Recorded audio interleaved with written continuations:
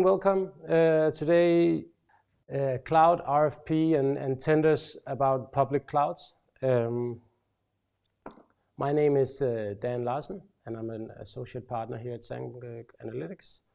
I'll take you through some of the material we prepared for you today. Okay. So the agenda for today is divided into three. First of all, there's some general thoughts and ideas around the whole tendering of public cloud. What are the challenges and what makes this a special kind of challenge? Since public cloud is a bit different from other IT services when you regard it from a tender perspective. We also will be covering some strategic and technical considerations that you should have before you enter a cloud RFP. Lastly, we'll cover some of the more the actual tender preparation, the material, what the scope, some of the things that you need to consider before entering, but would be more closer to the actual tendering process. But first of all, I just want to start off by talking about why would you even consider a tender regarding this public cloud? Because the main idea today is that this is not a trivial exercise. This is quite difficult, since the nature of a public cloud is a lot different from normal IT services. But of course, if you're a public entity and your spend has probably gone up in the public cloud, and over the years, or if not already, then probably in the near future, your spend will exceed the formal limits of what's legal to spend without putting this up for tender. Also, if you're a private entity, there's a number of reasons you could consider tendering public cloud. The main I would say would be that that's a way to get a very competitive price if you're able to put up some good material for the vendors to bid into. Well, let's kick off by the general process in a public cloud tender.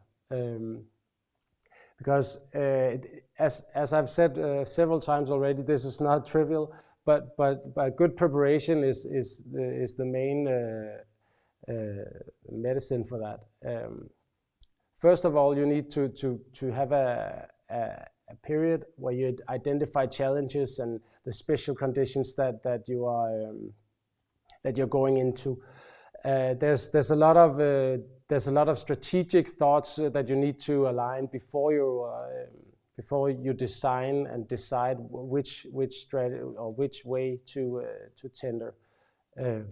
There's also a lot of technical and more in-house challenges that you need to foresee and come up with a strategy for. And then in the third phase, you're doing the actual preparation of the RFP. You're doing the market dialogue. You're defining the scope. You have requirements and the evaluation model. So those three phases is basically the agenda for today as well. And in the end, then you'll have this. Just right above me, the published RFP and then the whole evaluation and in the end, signature of a new agreement. So, why is this public cloud RFP so challenged? Well, first of all, when you're conducting a cloud tender, the whole idea of the flexible cloud is somewhat reduced.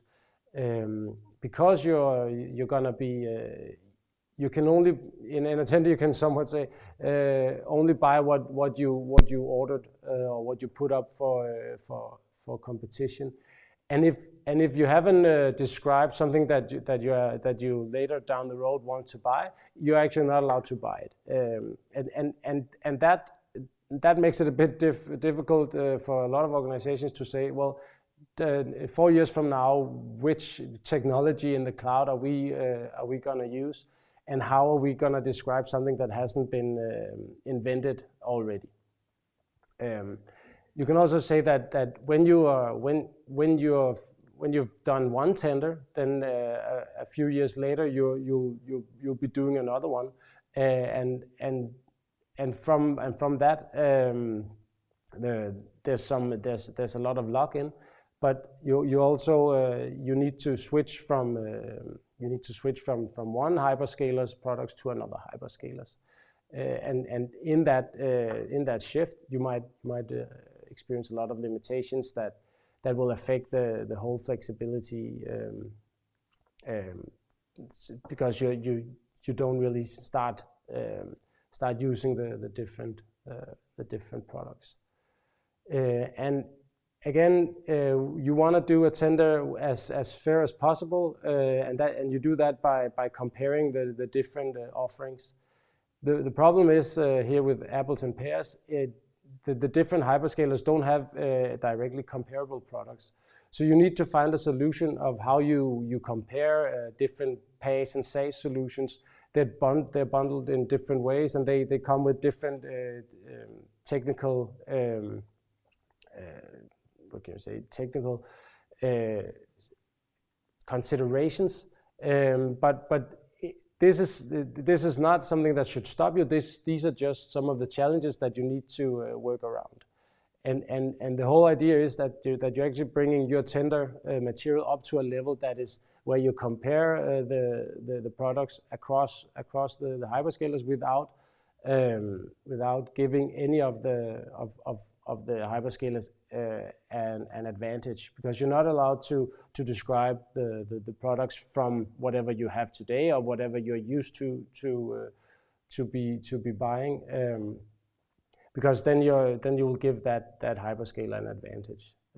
So you need to bring this up to a level of general description, and in that way you'll be treating everyone fairly. But at the same time, you also want to be specific about what you want to buy. So there is somewhat of a gray area where you need to find your sweet spot. And in the end, as I said, there's a risk of a high transition cost, because some of the things that you might already be using, some of the PaaS services, you're already logged in, because the switching cost from going to one, not just the technical switching cost, but also making your business changing the switching from one application to another will mean a lot of cost, or high cost, both from the technical perspective, but also from the organization's perspective.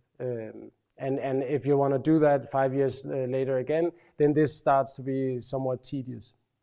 Again, I'm not saying this is undoable, but it's just some challenge that you need to consider when you're considering a hyperscaler cloud tender. And then last point is, you can't really in a hyperscaler offering, you can't decide what the service should look like. These are standard products, and you don't really have, or rarely do the customer have any say in the services provided. The strategic foundations that needs to be aligned is the way you should start off.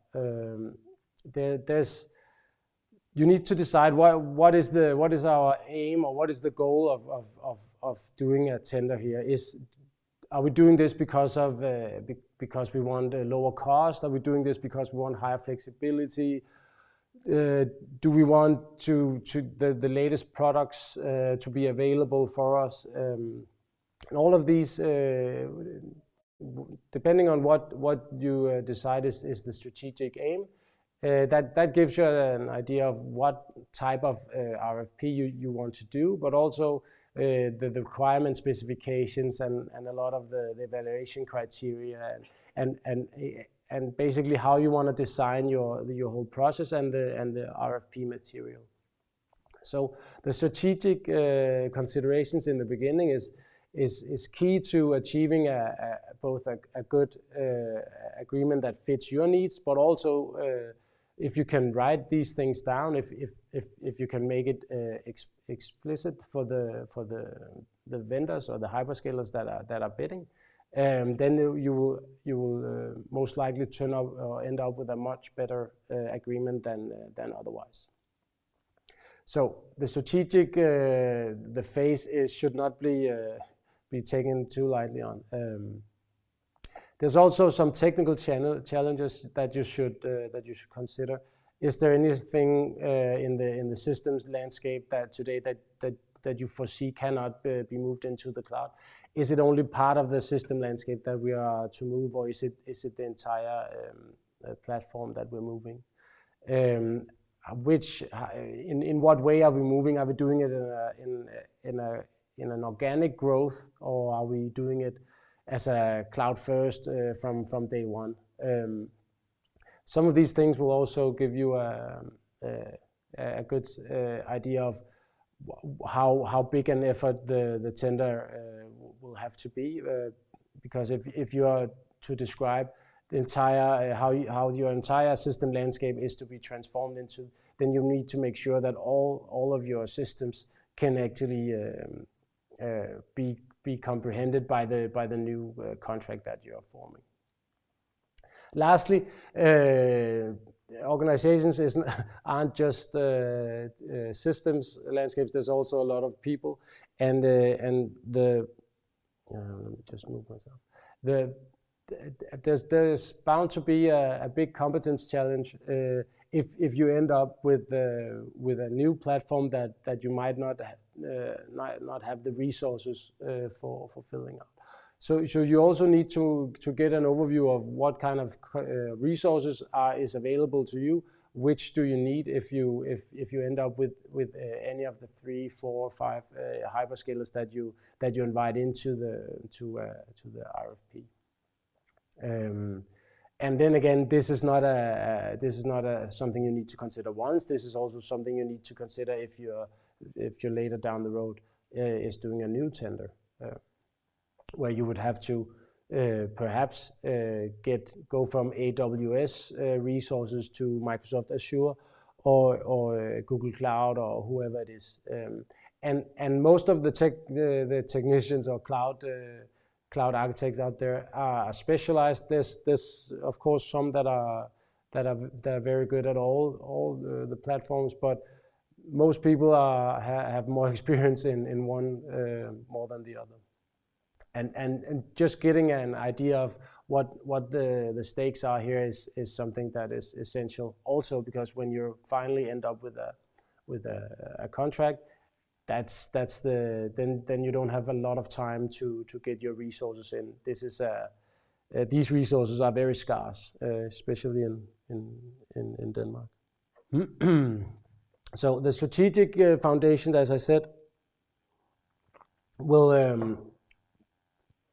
decide what kind of RFP requirements do you bring into the RFP? What kind of tendering form do you have? Is it somewhat an open tender? Is it an invitation only, or do you have? Can you negotiate over a couple of rounds? Some of these things will come out of the strategic phase. And also some of the specific evaluation criteria. Again, as I said before, this will be the considerations. What is the main aim? And of course, most people will say, yeah, I want flexibility, agility, low cost, and most innovative products.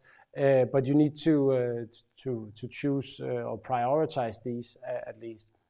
Because it's something that you can't have all 5 of. But this is not very different from any other IT sourcing considerations you might have. This is just a different kind of product that you're thinking of buying. So this is something we would always recommend that you do to identify the exactly business strategic objectives of the sourcing. But no more or no less important here this just says a lot about the form that you want to aim for later on. Also, the platform and how cloud ready is your portfolio says a lot about the evaluation considerations that you want to do, because there's a lot of cost in if you're already logged into to some old products, or some so if you have legacy, or if you're already if you're already buying services from one or several public clouds, transitioning from those or shifting from that will be costly, and for that reason we've decided, or we've put this up in two different arrows, where one is if your current setup is the on-premise and you're doing some traditional sourcing, then you want to get an overview of your legacy. How complex is the current setup? How much of it is standardized? What can basically, how cloud ready are your applications or your systems? And that what is the timeline to migrate all of this to the cloud? As the bottom part, if a lot of your system landscape already is in a cloud, then you need to look at the transformation cost. How closely or how easy are they to migrate it? Do you use containerization, making it more flexible, or what is the current state? And in the end, you might decide that not all of the application portfolio is to be moved into the cloud. These are just considerations that you need to do beforehand. Organizational challenges, again, these are some of the resources or the skills that you need. You need some operational competences. They are somewhat different than from an on-premise setup, but these are operational resources, no matter or no less. The governance around this is quite a bit different. The way you're sourcing public cloud is very different, and the very easy scaling and flexibility of the public cloud when you're buying it is something that calls for very strict governance, or at least a setup where you've decided how are we going about this? How are we ensuring the sufficiently high security, and how do we align quality across the whole organization? FinOps, the financial operations, is very important when you're talking public cloud. If you don't control the cost, cost will spin out of control in a public cloud. Most people that have, or most organizations that are working with public cloud have experienced this already. All of a sudden, your cost will spike from one month to another because something was set up but where cost wasn't a part of the consideration. Then most organizations turn that off again and become a bit more aware of the cost side. But the whole FinOps competence is something that should be in place for the entire the entirety of the contract period. As long as you're using public cloud, you should have someone watching over the cost and also facilitating a dialogue between the businesses and the technicians about what kind of solution that needs to be implemented. Because what we often see is that the technicians want to do the best possible solution for the organization or the business units, and the business units want something that can of the highest quality. So if you don't consider cost, well, and if you neglect it, you'll be surprised how expensive some of the solutions can be designed. Lastly, cloud architect competences are also required.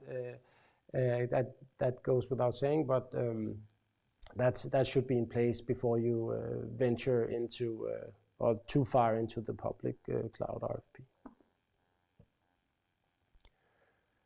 The preparation phase is more down to we can say technical considerations. So moving from the strategic phase, these are the more down here. You are more in dialogue with the business units and the technicians. The procurement team is very involved here, and you need to start writing up things in this phase. So first of all, the determination of the scope. What are we buying? What kind of tender and what kind of cloud provider are we aiming for? Are we going into an initial market dialogue? And we would recommend doing that as always. But just to, especially in this area where the technology is moving fast and the whole tendering process is, as I said, a very new exercise for both vendors and customers. Then you'll be writing up the formal requirement specification, and you'll be developing your evaluation model and putting the different weights on that. Designing, so you in the end design a tender that is exactly that kind of contract that your organization needs. So how do you determine the scope across different YAs and SaaS and PaaS solution, and also the foundational services that is part of public cloud? First of all, we would divide it into exactly that, the different types. Here is one. It's on this side. Here's one way of just generally dividing it, but it's just an example of what could be in scope, because you could take some of these things out. You might not want the AI or analytics part, or maybe you're just focused on YAS components for this public cloud tender. But here comes the tricky part, because you don't want to be writing this in an Azure language. You want to do this in a generic language, so you're not giving any of the hyperscalers an advantage. Again, the higher up in the stack you come, that problem will just be even more critical, because the PaaS services will be even more specialized or designed from the different hyperscalers, and the SaaS are of course proprietary. Somewhat the exact what kind of system is it that you're buying, and can you describe that in a generic term? To do that, you need to identify exactly what is it that you need from the system, and what would be the minimum requirements to buy that from anyone else than your current vendor. As for now, I've mainly been talking about this, where we do a tender directly with the cloud providers. There are other ways to tender, and especially if you want access to more than one of the three hyperscalers, all the way to the left here. Then going through a cloud broker is a way to get around that, where you can get a catalog where some of the PaaS services is from AWS, some of it is from Azure, and some of it might be from Google Cloud. But the entire menu, as you could call it, would be fixed from whoever won the tender. But doing that is one way of ensuring that if you want a specific pay service from one of them and a specific one from another, because of some technical limits that you're setting, then the cloud broker is one way to use that. Basically, they'll not provide you with any services. They'll just give you a catalog where you can buy the services from. Lastly, you can do it via the cloud service providers, as Fujitsu and Tata, Accenture, as we write here. More than just distributors as the cloud broker, they can also handle or help you with transformation or migration or some of the cloud management setup. So if you're considering buying resources for the migration project or for the later cloud management, doing it through a cloud service provider will give you somewhat the same flexibility as doing it in a cloud broker. Of course, this will add a bit of a premium compared to if you're tendering directly with the cloud providers. So this is something that needs to be considered, exactly what your need is. Here are some of we've set the pros and cons up of the 3 different types. I've just mentioned the better prices.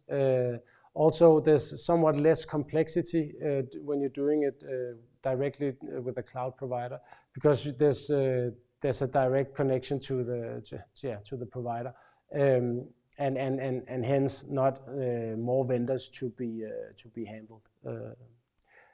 However, this requires some organizational cloud readiness.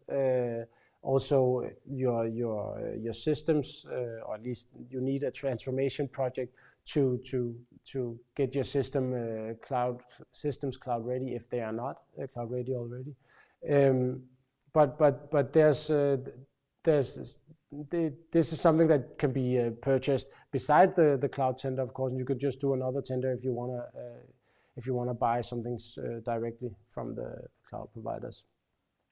The larger con is probably the one that when you're buying directly from a cloud provider, you can there's only one winner of the tender.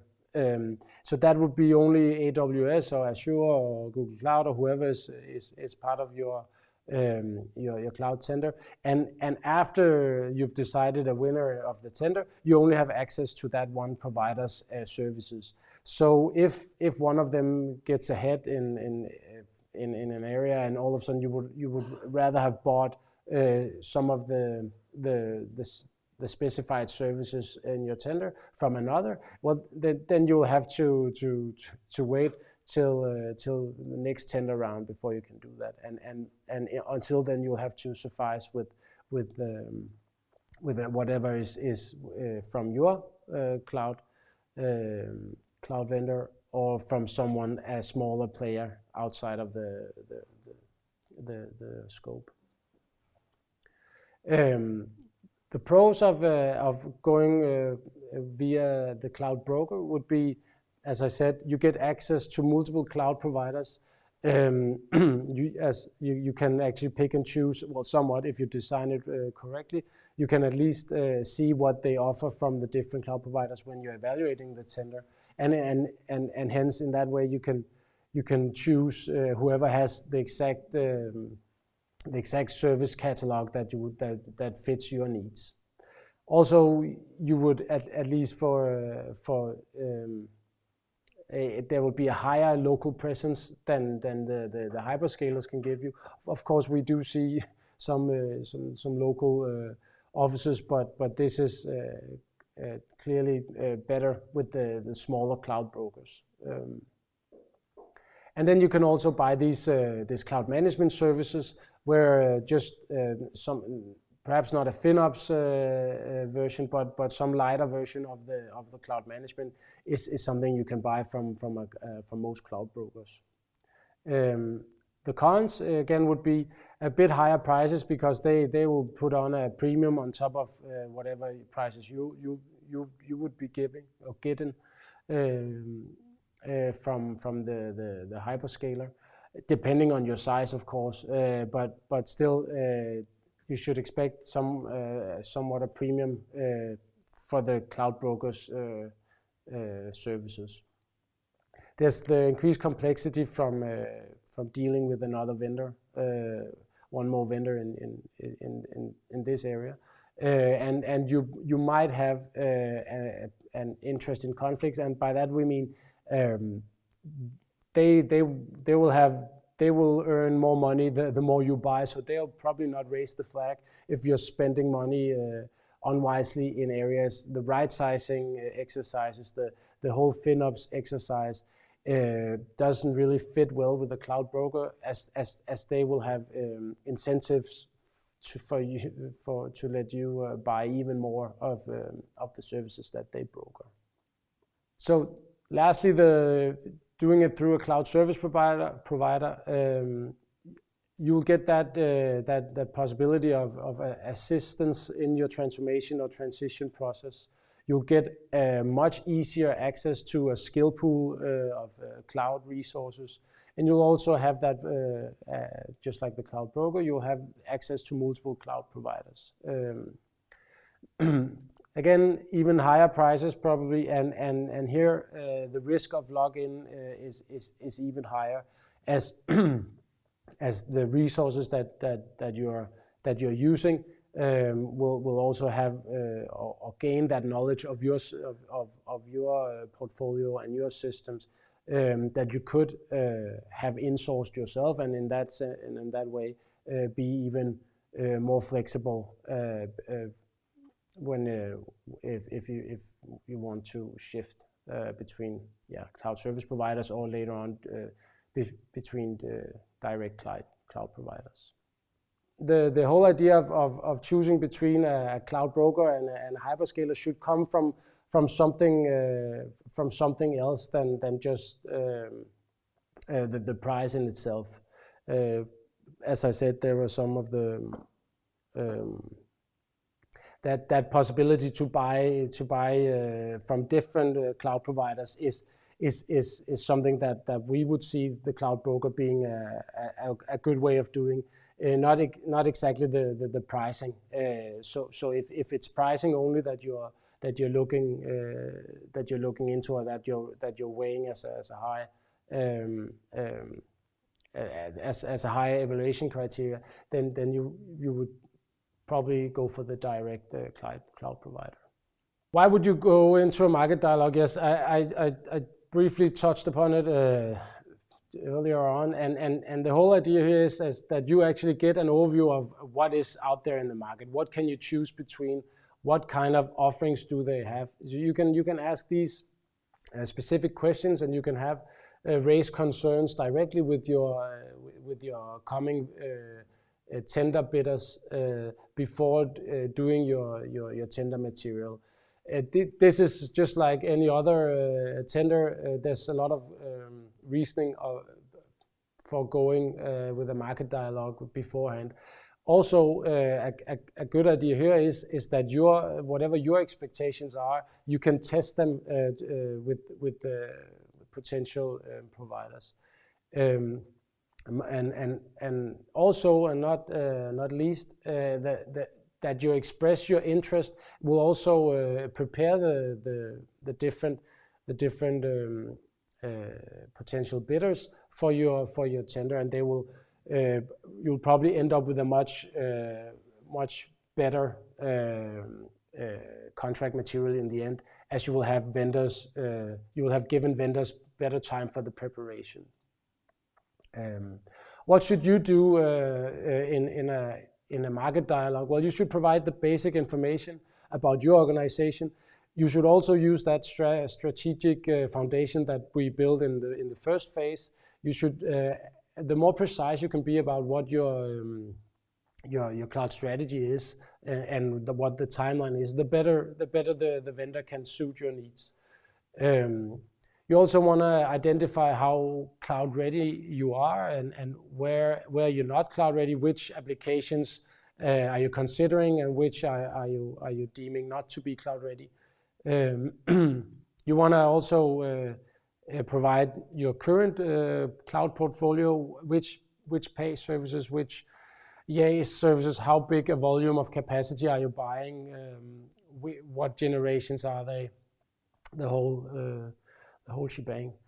And also the whole objective and the description, as I said, what is it that you're trying to get out of a tender here? Is it access to the latest technology, or is it better pricing? You might as well be very open about that, as that will make them zoom in on exactly that need. And here behind me, I have a few of the exact questions that you could bring along with the different cloud providers. What products do you have that can address these needs that we've expressed? How will you address our special needs and these requests? How are your products different from the competitors? And how can we emphasize that if that's important to us? How can you help us in the transition phase? Can you make it any easier? Can you make an investment? Some hyperscalers or cloud brokers will give you some man hours as part of their offer for the transition phase. And do you have experience with other similar cases as our portfolio, bringing that into the cloud and all these things? The requirement specification is the more tedious technical document that they'll be writing, and you want to do this in close dialogue with your both security center and your technicians of the whole infrastructure, also your developers or the whole application landscape. Here, because this is about to be their new toolbox, and I bet you there's a lot of different demands and needs here. So you also want to bring them together in the same room at one point, or at least at a certain level, because different parts of the organization might value different areas more, different requirement areas more important than others. But you want to basically you want to make sure that you get access to the exact services that you need, and by doing that, you need to describe some requirements that without giving any advantage to anyone specific, you want to describe them as specific as possible. And then just the second bullet here is if you want access to different services, then you must specify these requirements for a delivery model instead, and then specify the service categories that they should the service categories that they should deliver it from. What I mean is basically like let me just. This cloud scope here. So this could be the overall requirement specification, or at least the way you divide it into, or you could do it even more specific. But let's say under containers or under blockchain, you will have some certain requirements about the technical requirements, about the security requirements, about the scope for the scope for what you're buying is. Also, you want to do some overall requirements. There's some more generic governance requirements. You'll be writing something about the foundational services. How will the reporting of our consumption look like? How often can we receive it? What kind of support are we getting if we're buying it from the services from you? So not just down in the exact product categories, but also on a more overall basis. You want to form some requirements. And again, this can turn into be a very long list.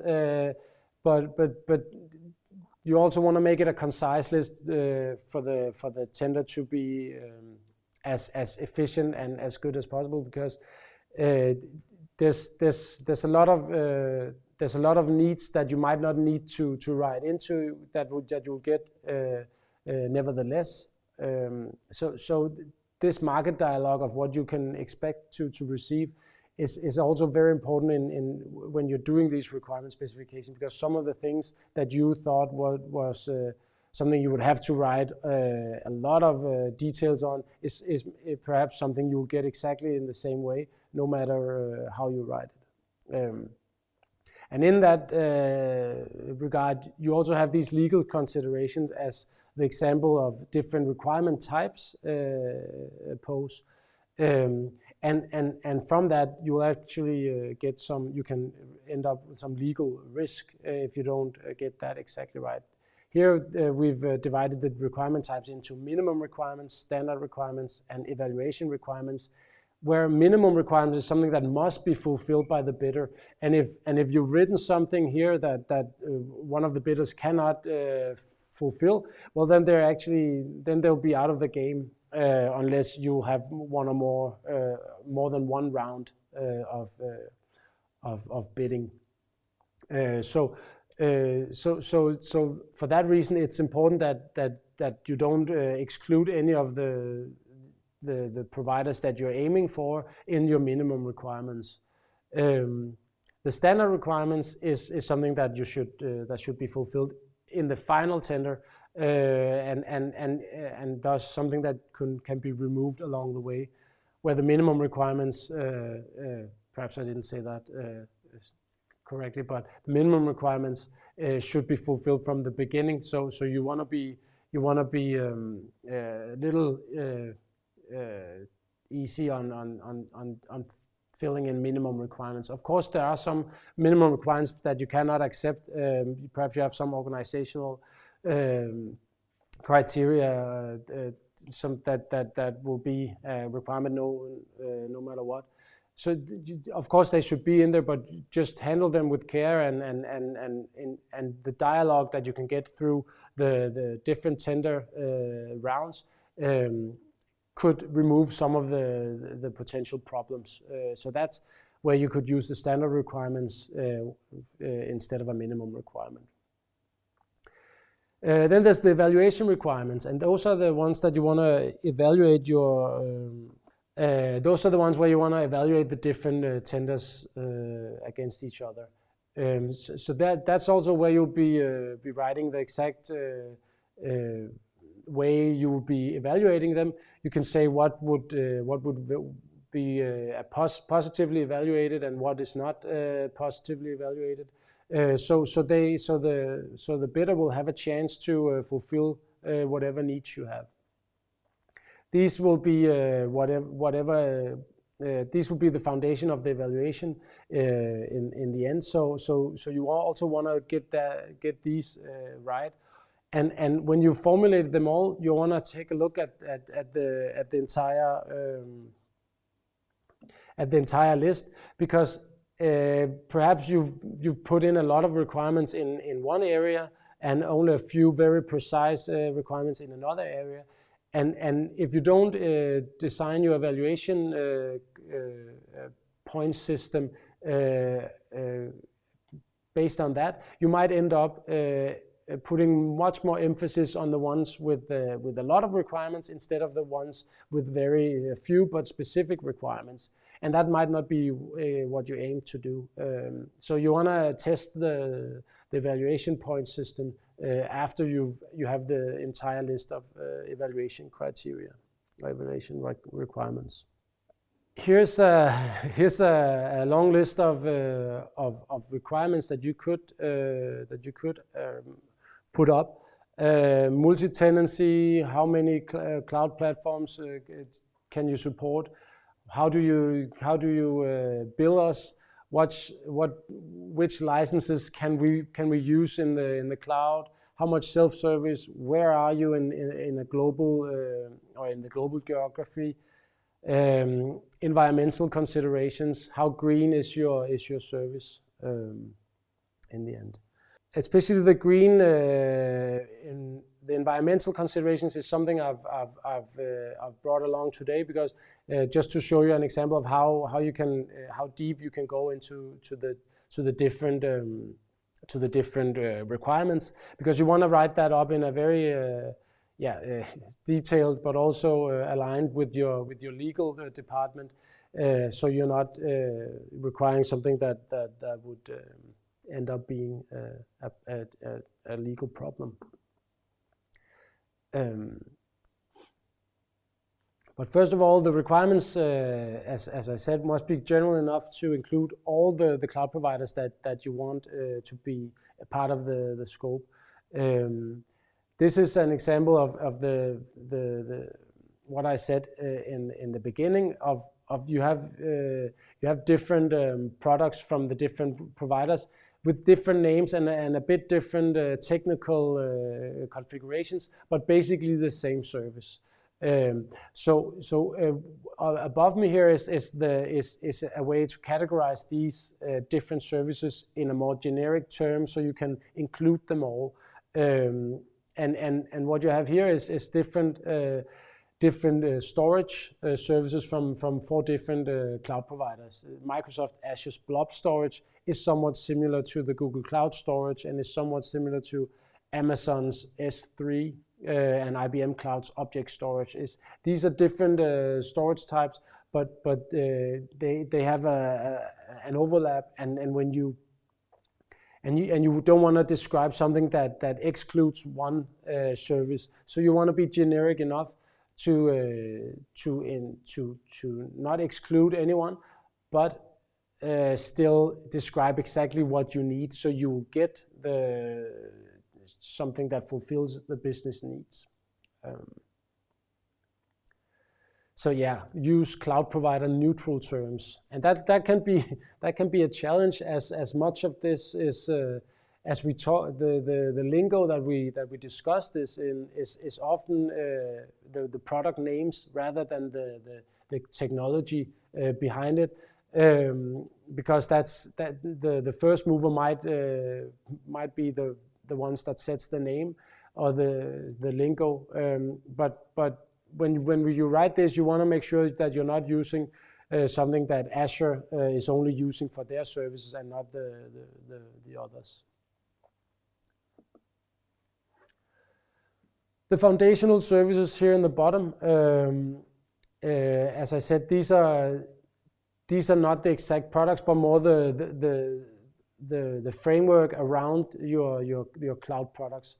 That could be how do you administer the user accounts, the subscription management, what kind of overview, what kind of rights can you give and take back? How easy is it to manage user rights?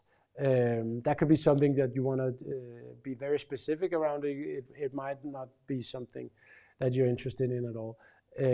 But being as specific as your needs are is essential here, because all of a sudden you might not have the security services that you were aiming for regarding user rights, but also in relation to the customer workloads. Can you monitor the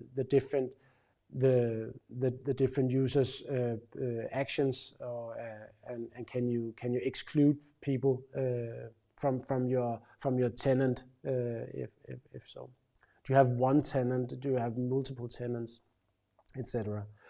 The development services, what kind of tools do they provide to support your development organization? The data center services, IAM, logging and alarms, what kind of services do they provide here? EA services, the basic infrastructure, the capacity. What do you need in this regard? What clock frequency are you aiming for? What size classes do they need to provide you with? What kind of storage technology do you require? And which of these should they be in the end putting a price on, because what you put into the specifications is also what you get a price on in the end. The network connectivity, what's the latency between your location and the provider's data centers could be one requirement you would be interested in. If you have multiple offices, then there's probably multiple latency measurements that you're interested in. And in that regard, I should mention that you also want to, just a side note, you also want to make sure that the data center close to your, or at least servicing your different global offices, provide all the specific services that you're asking for here. There is a difference between the hyperscalers data centers, which services come out of the various data centers, because they roll them out at different in different phases. So also specifying the exact data center locations and the products or the services that is provided from there can be essential depending on your business needs.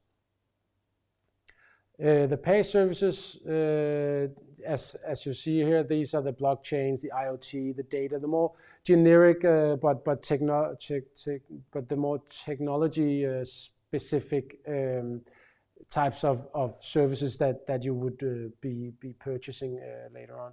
You want to describe this in somewhat high detail, because this is also something where you can distinguish between the different providers' technology. Some of them are better in analytics than the others. Some of them have better data warehouse services. And if you want to evaluate that, you need to put the exact evaluation criteria up for the exact things that you value as important.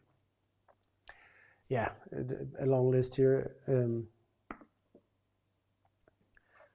And then finally, after you've been through the entire requirement specification, you want to take a look at your evaluation model. And as I said, each of the evaluation criteria will have a certain point system. And when you look at that, you want to make sure that the quality, and that would be underneath the quality, that doesn't that they aren't too small of importance. So let's say if you put, as we have here, put quality up for 50% of your evaluation, then if you have 100 evaluation criteria, well, then each of them will only be half a percentage at the most, at least if you give them the exact same point system. What I'm trying to say is that there's a lot of numbers going into this final evaluation, and when you look at your final list, you should test it. Does it make sense that we have that many requirements? Should they have even more weight, or should they have even less weight? Should we differentiate between the evaluation criteria, so some of them are important and some of them are less important, and thus get a different score? And then again, in an evaluation model, you wanna be explicit about how much does price weigh in, how much does the DPA, your GDPR requirements, whatever, how much of importance is that, the compliance area. And then lastly, environmental, is that something that you want to evaluate them on as well? How green they are, because that might not be, you could also, you could perhaps put that under quality just instead. But you can also, as we've done here, put it up as its own dimension. Now, as I said, I'll return to that just in the end of the slideshow here. So how do you make a price basket or a basket of cloud services? Well, yeah, you need to somewhat forecast, or at least put up an idea of how much of the different services are you going to use, This is a difficult task as well, because some of these things some of these things are technologies that you might not be using today, and you're just asking for them to be a part of the tender because you might want to use them one day, and you don't want to rule that out already by now. Also, it can be that you're expecting to use some of them, but you don't know how much and at what pace you'll be integrating that in your organization. But as any tender, you will have to put up an expected consumption, so you can put in different weights on the different products.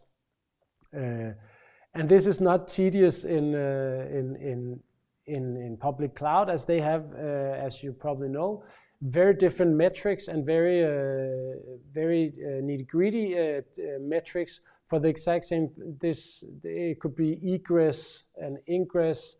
How much traffic are you using in the different services? How much storage? What kind of storage?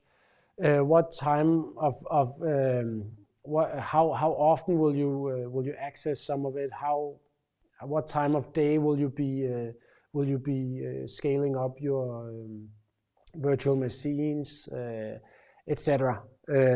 This is not trivial at all, but again, this is something that can be done, and in the end, this is not something that needs to be putting an advantage to any of the hyperscalers. But if there is, because there are some of these PaaS products where they actually differ quite a lot in the prices. So this is also where you would be better off if you can be precise here, because if you foresee a certain technology to be of big interest to you, and it turns out not to be, then you might have, if you regard price high, you might have let the wrong bidder win in the end if you get this expected forecast wrong. Of course, this is best man's best effort, as always, but here it just has a little higher degree of complexity than normal on-premise outsourcing. Finally, I just want to give a bit more details on how could these different requirements look, but also just touch upon one of the things that we find very interesting, and that we do see a lot of traction on these days is the whole green agenda, and how you can actually set up requirements or evaluation criteria to let the different hyperscalers compete against each other on how green they are, and not just the quality or the price of their offerings, but just as much what is the actual carbon footprint of the services that you are aiming to buy. This is still something that's moving quite a lot, but these are some of the things that we've seen as possible of putting up contractual requirements around. And I have a whole webcast just around this, so I'll try to be brief.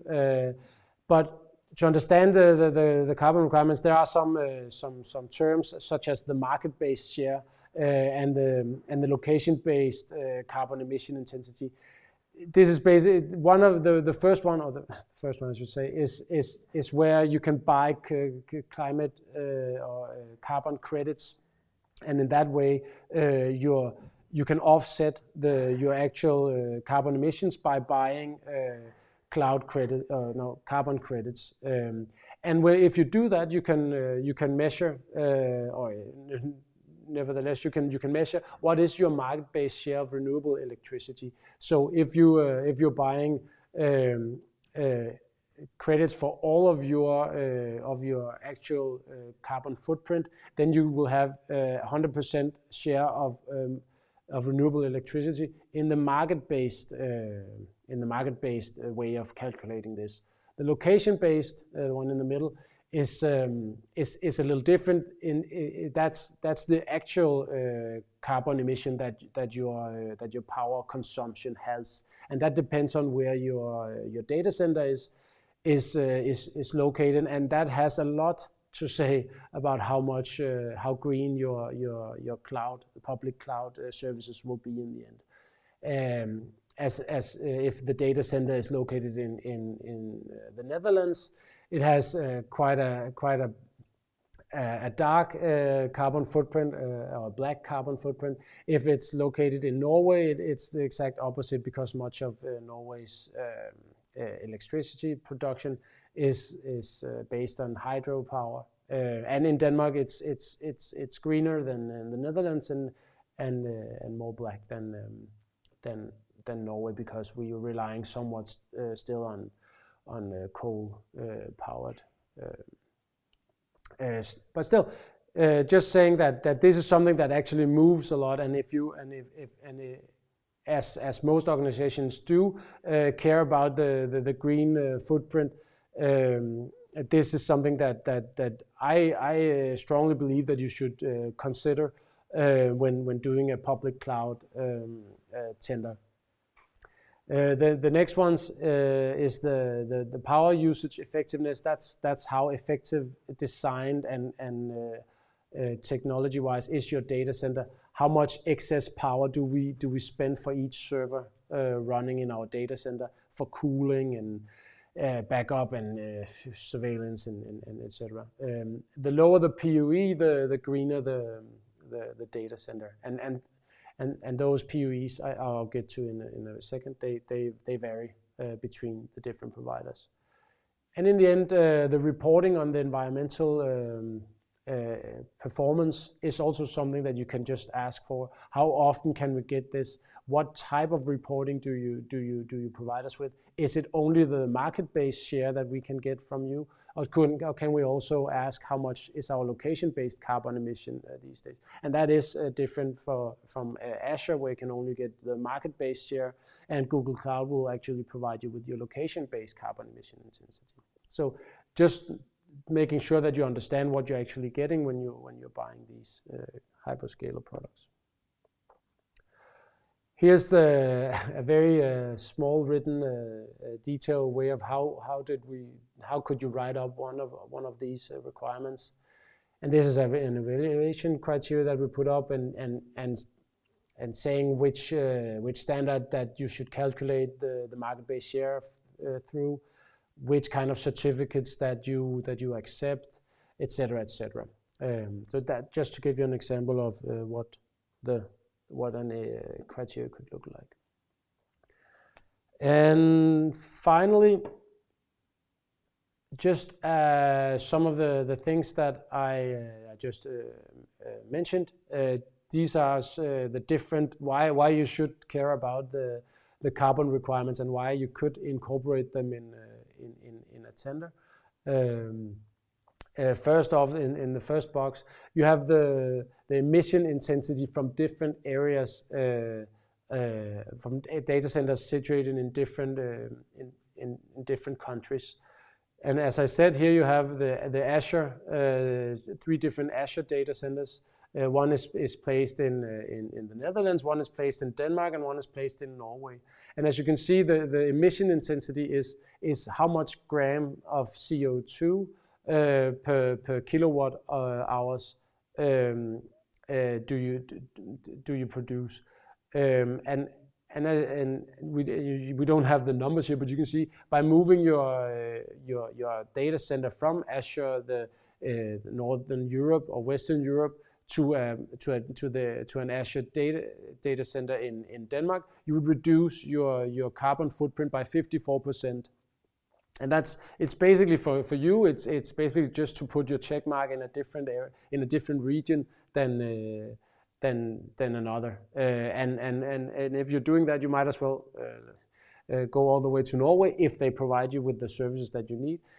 The main point is just you can reduce your carbon footprint by up to 97% from your public cloud by choosing between what region are you actually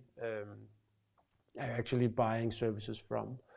and this is of course, as I said, this is the location based, because of course you can offset this emission that would come from your Holland data center or your Danish data center by buying carbon credits, but in the end we would still be emitting just as much carbon in Denmark and in Holland. We would just also be buying credits on the side. So it's a bit it's two different ways of looking at how we go about the green agenda and how we can actually move the agenda towards a greener society. The other side is the PUEs. Let me just get out of the way. The data center efficiency. Here we've just put up some different examples that we've stumbled upon in our experience with the clients, and we have the best practice. It's actually quite a bit better today. We have some of the newest data centers that go just below 1.1. That means that for every kilowatt hour that you use in your data center, you will also be using 10% for the cooling or the security around it, and all the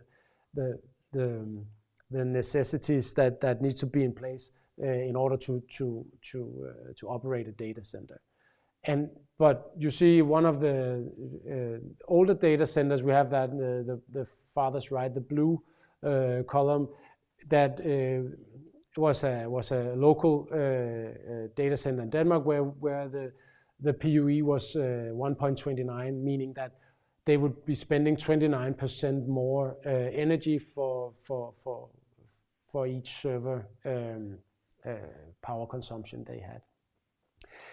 Moving between these from one data facility to a more efficient will again remove the carbon emissions So the main point in this regard here is these are something that you can actually put in as requirements and something that you can evaluate your bidders against each other, and it does make sense if you're concerned about the green agenda. Likewise, you can do this with all the other requirements around quality, and that this is just an example of the technical aspect behind the different requirements that you need to consider in any cloud tender. I've included this as well just to give you a sense of the complexity in doing these tenders. The price model is very much more complex than normal outsourcing of infrastructure or IT services. The product classes is way larger than normal. You have different regions where you can actually have different pricing of the exact same services if they are based in different regions, and you have some different cost levels that can save you cost that you need to consider as well. This is a slide saying why cloud sourcing, public cloud sourcing is complex and difficult, but of course there's a way through it. It's just well, as a last remark, I just want to say you need to prepare a public cloud tender